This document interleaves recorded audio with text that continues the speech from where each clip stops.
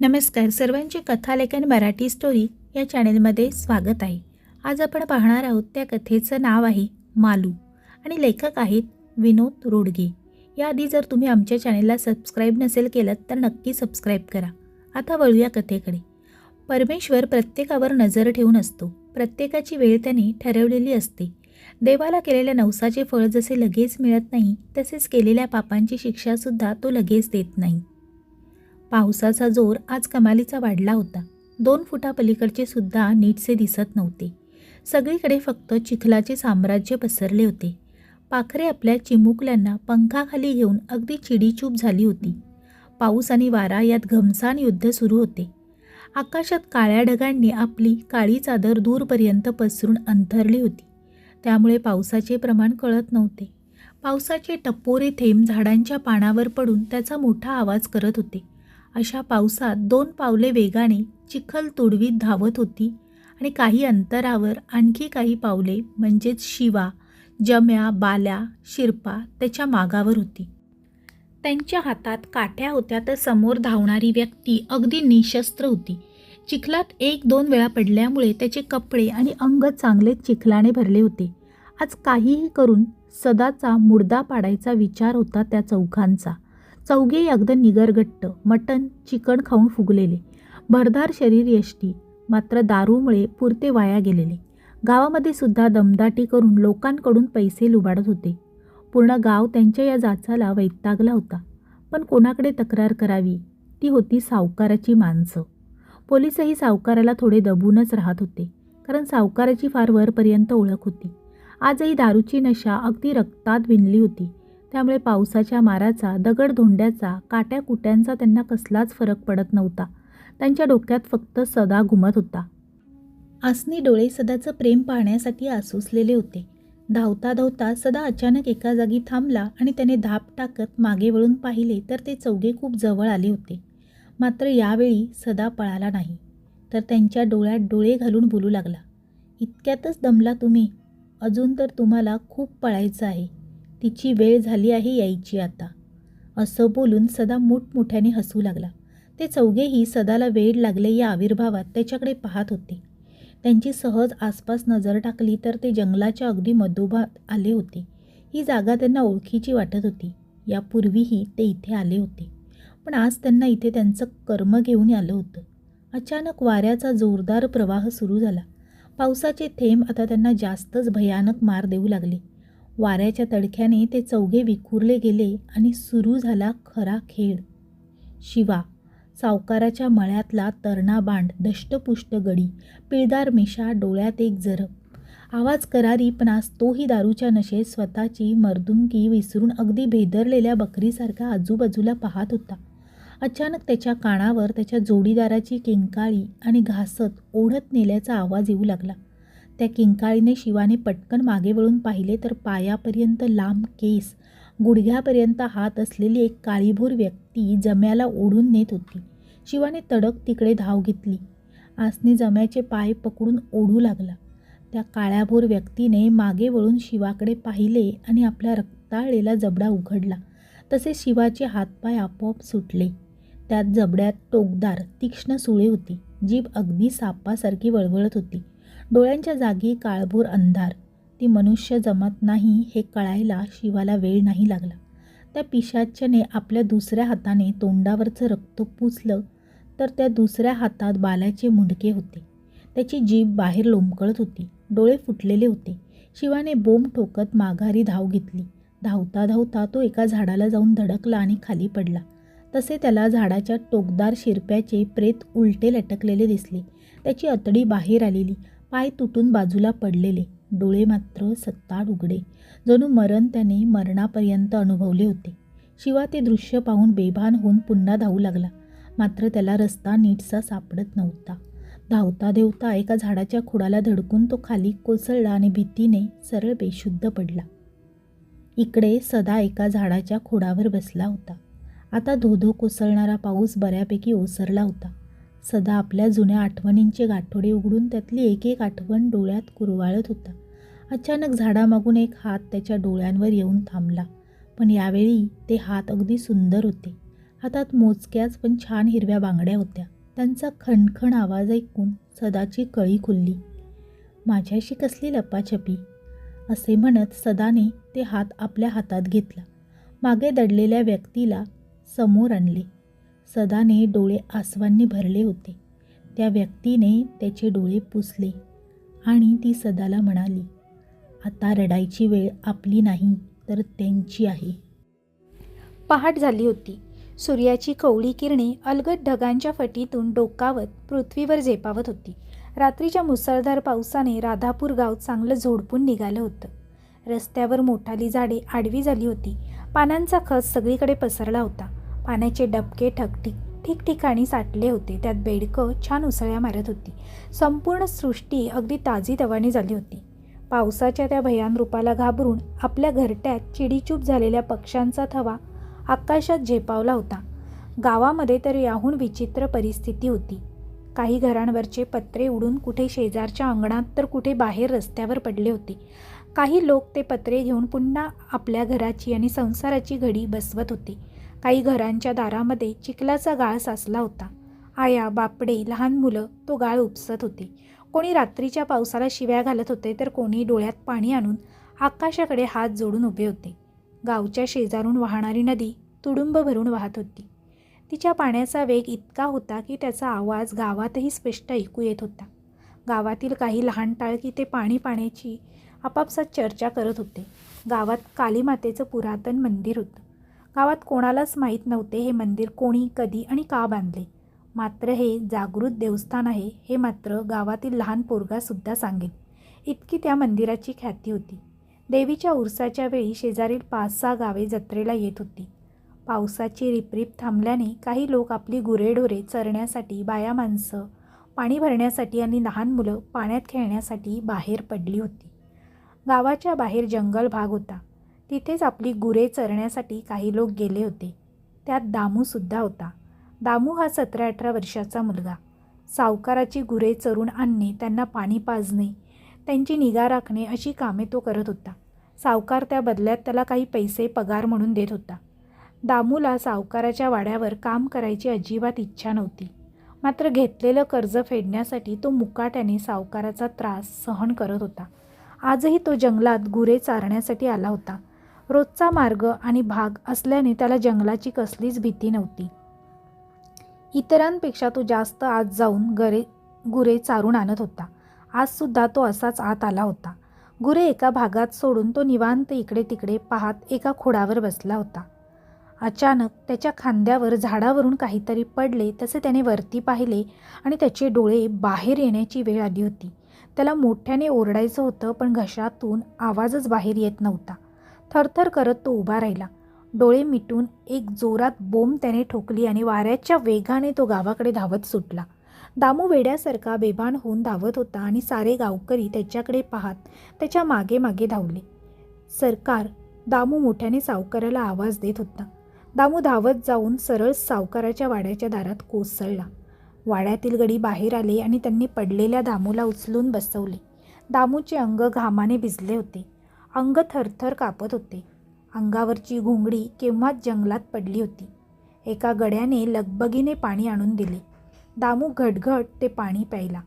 तोपर्यंत सावकारसुद्धा बाहेर आला होता. वाड्याबाहेर गर्दी पाहून त्याने खड्या आवाजात विचारलं, काय झालंय रे एवढं गोंधळ घालायला? तसा एक गडी उभा राहिला आणि म्हणाला, माहीत नाही सरकार.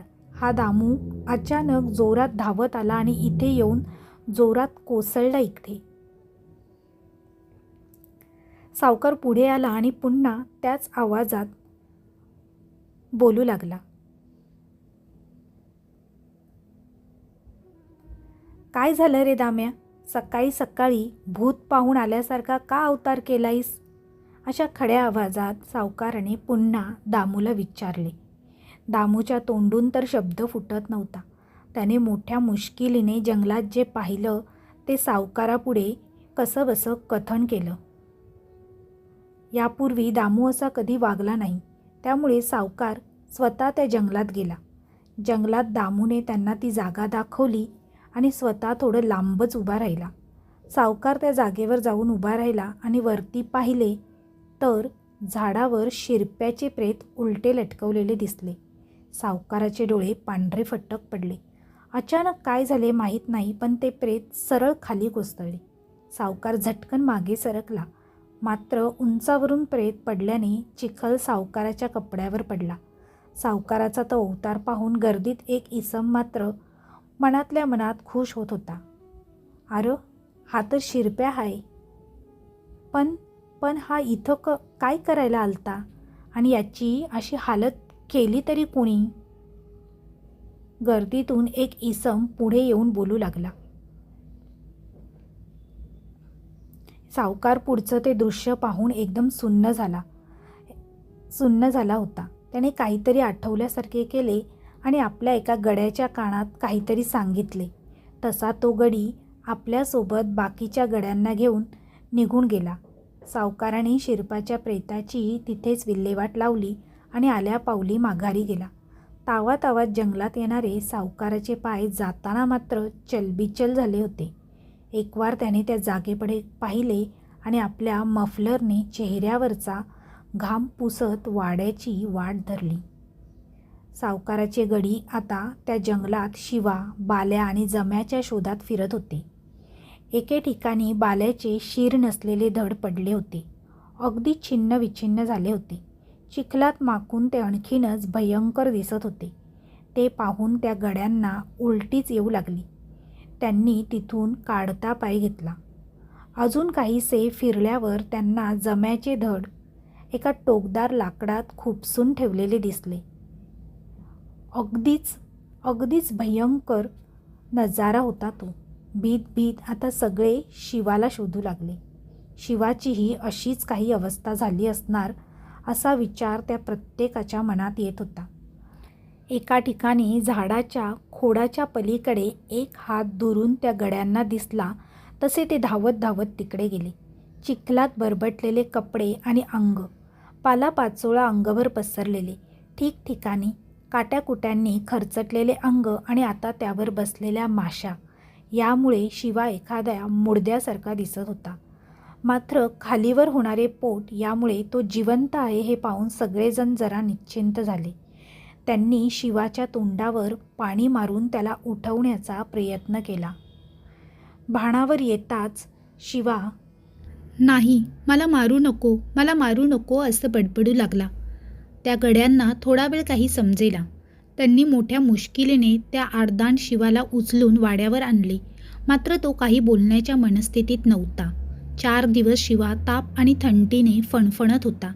सावकारही मनातून चांगलाच दचकला होता. वारंवार ती जागा त्याच्या स्वप्नात येऊन त्याला छळत होती. त्या जागेचे गूढ त्याच्या मनाने बहुधा उकलले होते. मात्र मेंदू अजून ते मान्य करायला तयार नव्हते. गावात शिवा आधीसारखा उत्माद घालत नव्हता. चालताना त्याची नजर चाहू बाजूने फिरत होती. सावकाराच्या नरकातले 3 राक्षस मेले. आता एक मवाळ होऊन बसला. यामुळे गावात थोडीफार शांतता नांदत होती. पण सावकार शांत बसणाऱ्यातला नव्हता. सावकार म्हणजे एक प्रकारचा पैसा, प्रसिद्धी, सेवेला गुंड, मवाली यामुळे माजलेला वळूच होता. त्याला गरिबांच्या सुखदुःखाशी काही देणं घेणं नव्हतं. गरीब गाववाल्यांना कर्ज देऊन त्या बदल्यात जमिनी, सोने, नाणी, तारण म्हणून ठेवून घ्यायचा. नंतर व्याजावर व्याज चढवत त्यांच्या जमिनी ताब्यात घेत होता. गावकरी पुरते त्रासले होते. मात्र गरिबी जगू देत नाही आणि सावकार मरू देत नाही अशी त्यांची स्थिती झाली होती. आसपासच्या 10 गावामध्ये सुद्धा सावकार इतका पैसा, जमीन कोणाकडे नव्हती. 5 दिवसांनी शिवाला जरा अंगात तरतरी जाणवू लागली. पण त्याचे मन अजूनही भीतीने ग्रासलेले होते. तो कमालीचा भ्याड झाला होता. सतत त्याला आपल्या आसपास कोणाचा तरी वावर असल्याचा भास होत होता. रात्रीच्या त्या भयानक देखाव्याने आपल्याला त्या भूत पिशाच्य जे काही होतं त्याने का इजा पोचवली नाही हा विचार अजूनही त्याच्या मनात डोकावला नव्हता. त्याला कारण होतं ते म्हणजे त्याच्या गळ्यातील कालीमातेचं लॉकेट. शिवाच्या आईने लहानपणी त्याच्या गळ्यात ते घातलं होतं. आपल्या आईची शेवटची आठवण म्हणून त्याने ते फक्त नावाला आपल्यासोबत ठेवलं होतं. देवावर श्रद्धा हा शब्द त्याच्या मनाला शिवलासुद्धा नाही. थोडंसं बरं वाटत होतं ते शिवा आज दारू ढोसून आपल्या घराकडे चालला होता. आज त्याची दारूच्या गुत्त्यावर जोरदार मारामारी झाली. त्याच मारामारीत त्याचं ते लॉकेट तुटून तिथेच पडलं. वाटेत झोपलेल्या कुत्र्याला शिव्या हासडत नागमोडी वळण्या घेत तो घराजवळ आला. राहायला तो एकटाच होता. बाहेर छान टिपूर चांदणं पडलं होतं. छान गार वाऱ्यात झोपू या विचाराने त्या बाहेरचं बाजेवर आपलं अंग झोकून दिलं. काही क्षणाचा अवधी गेला तोच अचानक कसल्या तरी आवाजाने त्याची झोप मोडली. त्याने पुन्हा शिवी हासडत उठून पाहिले तर बाहेर सदा उभा होता. हातातल्या काठीने पानातल्या डबक्यात वार करत होता. त्याचा वारंवार छपाक आवाज शिवाची अखेर झोप मूड झाली होती. आधीच डोक्यात दारू जिंगत होती आणि त्या रात्री वाचला यामुळे शिवा आणखीनच चिडला. तो सरळ सदाला मारायला धावला, पण सदा पूर्ण तयारीत होता. तो यावेळी सरळ सावकाराच्या शेताकडे धावत सुटला. त्या मागोमाग शिवासुद्धा काही विचार न करता धावत होता. सारा गाव निश्चित निद्रेच्या कुशीत झोपला असताना शिवा आणि सदा पाठशिवणीचा खेळ खेळत होते, जो एकाच्या मरणाने संपणार होता. शिवा धावत धावत सावकाराच्या मळ्यावर आला. सगळीकडे फक्त अंधारच अंधार दिसत होता. रातकिडे किरकिर करत त्या शांततेला भगदाड पाडत होते.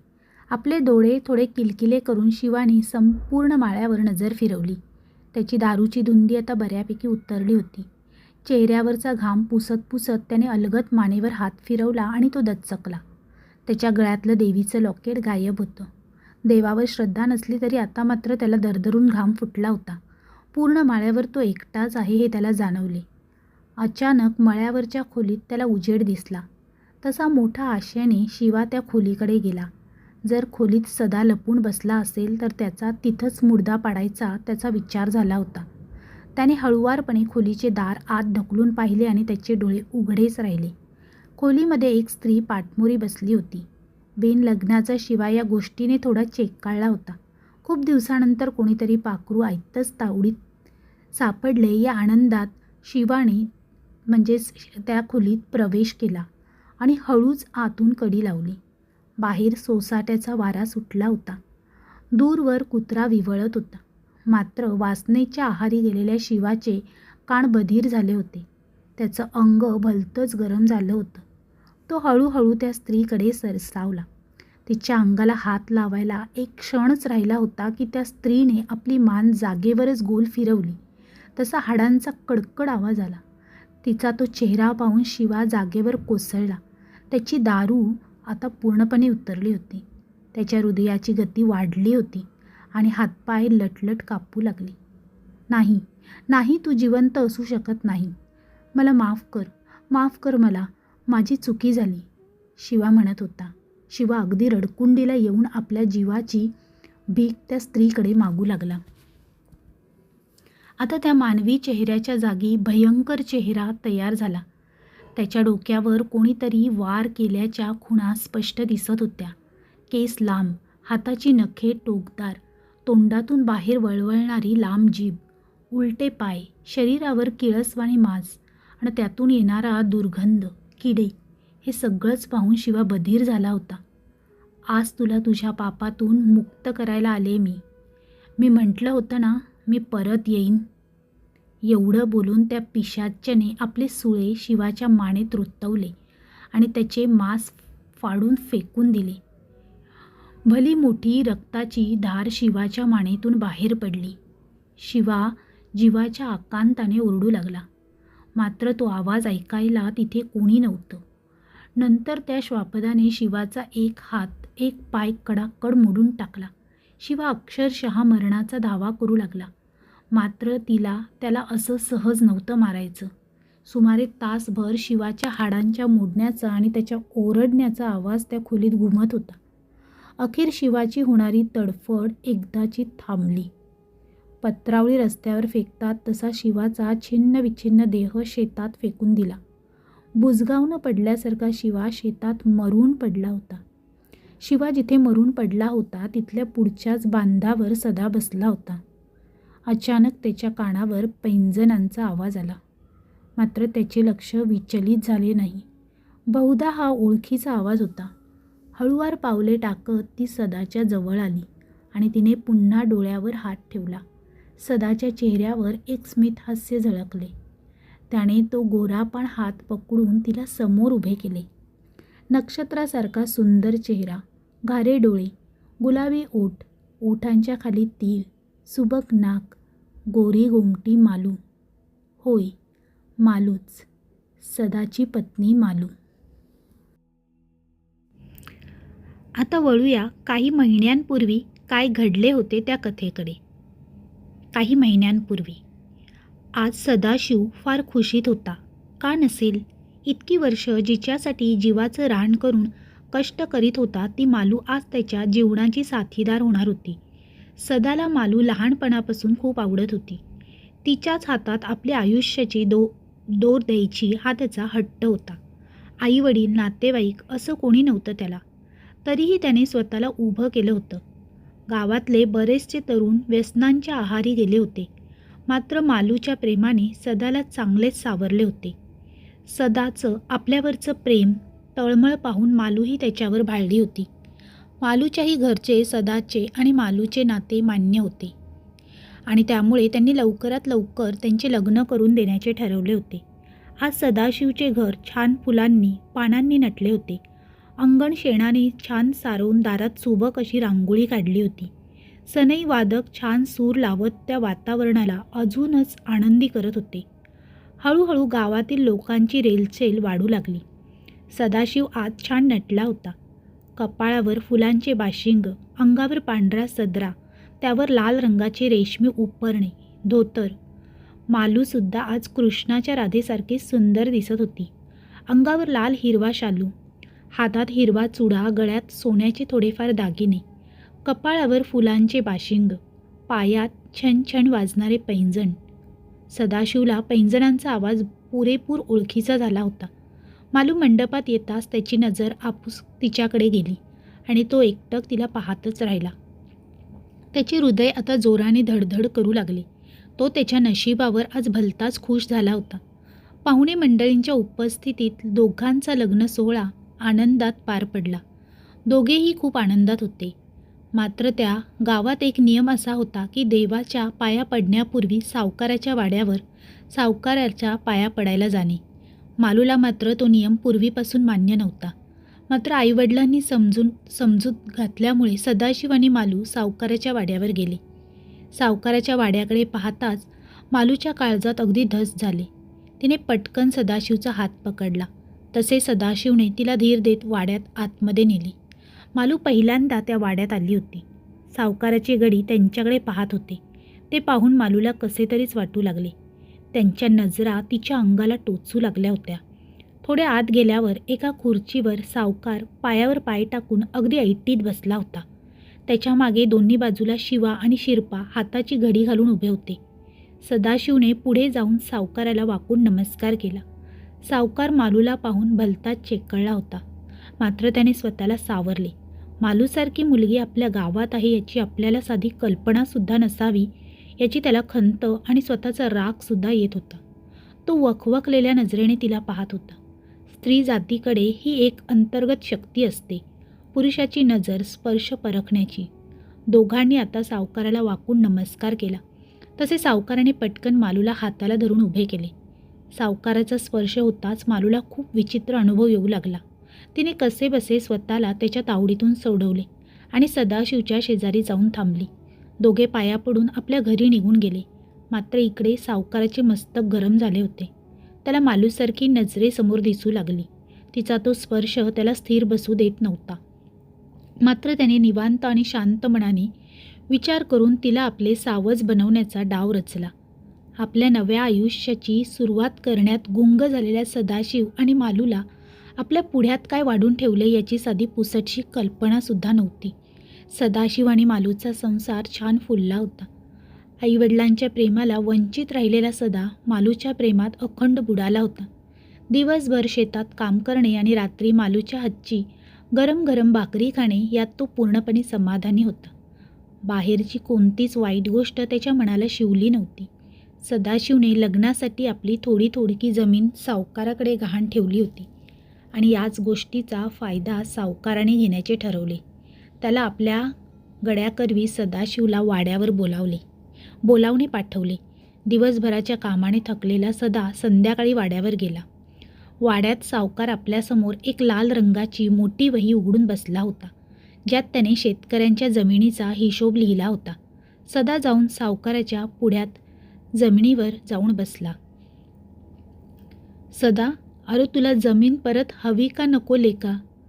सावकार सदाला बघून म्हणाला. वय सरकार, पाहिजे की. सदाचा आवाज जरा कापरा झाला होता. त्याला काही कळेना सावकार काय म्हणतोय ते. अरे मग लेका, पैक कसं फेडणार हाईस? नाहीतर ब्याज वाढल बरं का. सावकार आता हळूहळू मुद्द्यावर येऊ लागला होता.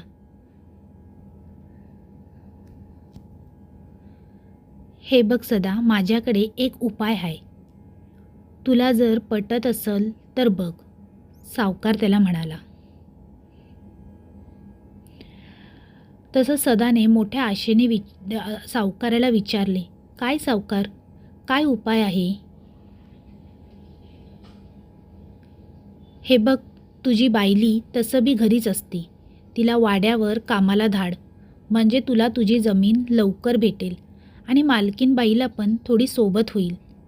सावकाराने आपला मूळ हेतू सदाशिवला बोलून दाखवला. तसा सदा जरा गप्प राहिला. भोळ्या सदाचे मन सावकाराचा डाव काही ओळखू शकले नाही. म्या जरा विचार करून सांगतो जी, असं बोलून सदा वाड्याबाहेर पडला. सदाच्या नाजूक जागेवर सावकाराने बोट ठेवले होते.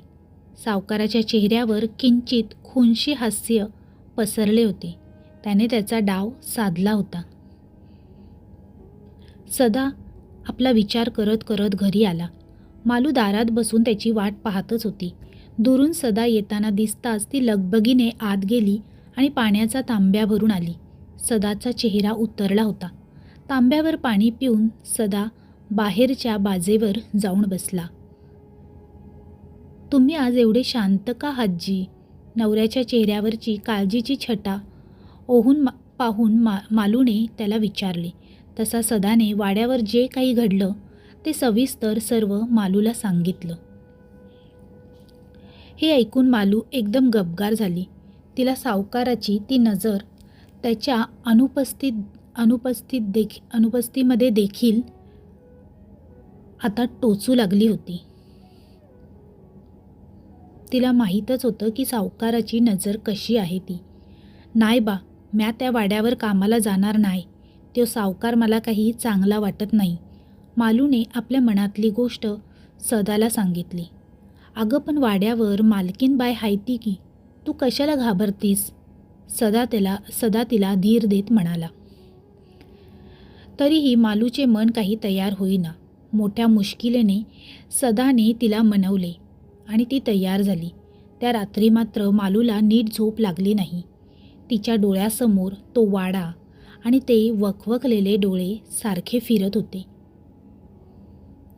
पुढे जाऊन मालू त्या वाड्यावर कामाला गेली की नाही आणि तिच्यासोबत नेमके काय घडले हे पाहण्यासाठी या कथेचा भाग दुसरा म्हणजेच अंतिम भाग लवकरच येत आहे. आणि जर भाग पहिला तुम्हाला आवडला असेल तर तुमच्या जास्तीत जास्त मित्रपरिवारासोबत तसेच जास्तीत जास्त मित्रांसोबत शेअर करायला विसरू नका. कथा आवडली असेल तर व्हिडिओला लाईक करा आणि चॅनेलला सबस्क्राईब करा. तसेच बेल आयकॉनवर क्लिक करून ऑलवर सेट करा, म्हणजे तुम्हाला नवनवीन व्हिडिओचे नोटिफिकेशन लगेचच मिळतील. धन्यवाद.